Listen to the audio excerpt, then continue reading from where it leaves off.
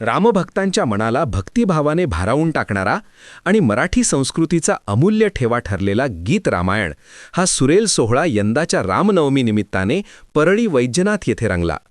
वैद्यनाथ देवस्थान ट्रस्टच्या वतीने आयोजित या विशेष कार्यक्रमामुळे भक्ती, संगीत आणि अध्यात्म यांचा अनोखा संगम अनुभवायला मिळाला.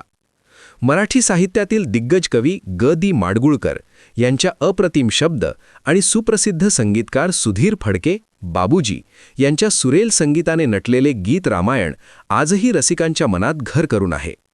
या अजरामर कलाकृतीला सुप्रसिद्ध गायक श्रीधर फडके यांच्या सुमधुर आवाजातून नवसंजीवनी मिळत आहे. आज रविवार दिनांक 29 मार्च 2026 रोजी सायंकाळी 6 वाजता श्री वैद्यनाथ मंदिराच्या पायथ्याशी उत्तर पायऱ्यांवर हा कार्यक्रम सादर झाला. या कार्यक्रमात रामायणातील विविध प्रसंग सुरेल गीतांच्या माध्यमातून सादर झाले. उपस्थितांना भक्तिमय वातावरणात एक वेगळीच आध्यात्मिक अनुभूती या माध्यमातून लाभली.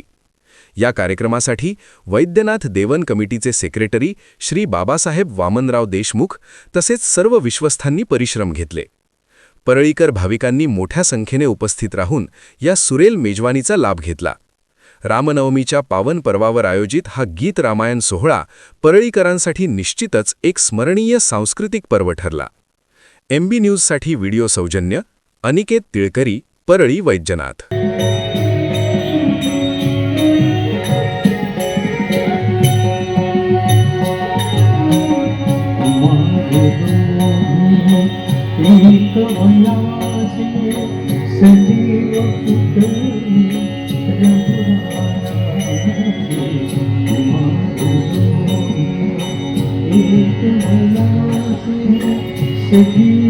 रामेण प्रतीयते कलिमलं रामाय कार्यं नमः.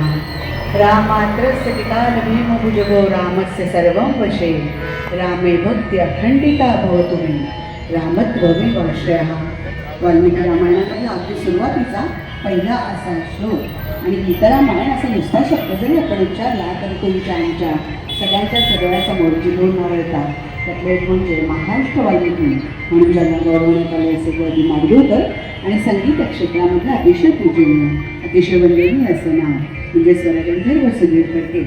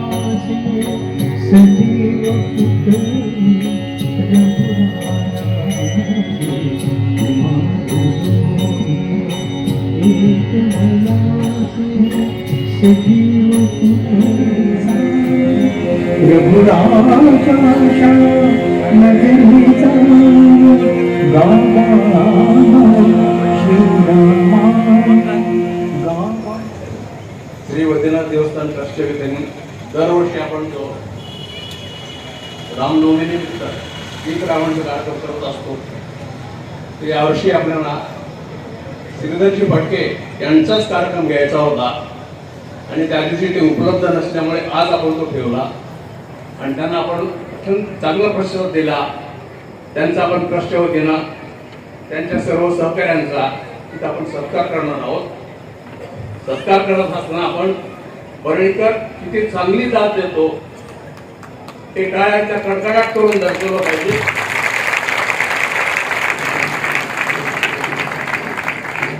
आणि आजचा एक योगायोग आहे की दरवर्षी काळाराम मंदिरची पालखी एकादशीच्या दिवशी वैद्यनाथाला येत असते.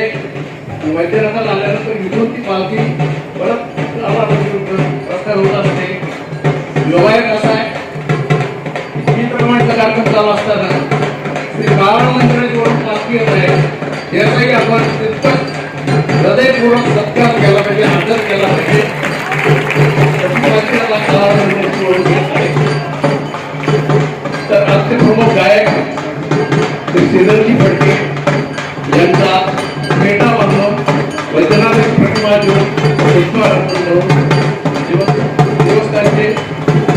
सचिव श्री बाबासाहेब देशमुख हे उत्पाद घेऊन वचनाचे प्रतिपादन करतात.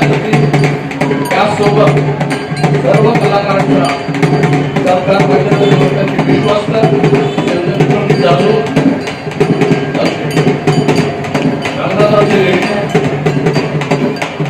तांदळे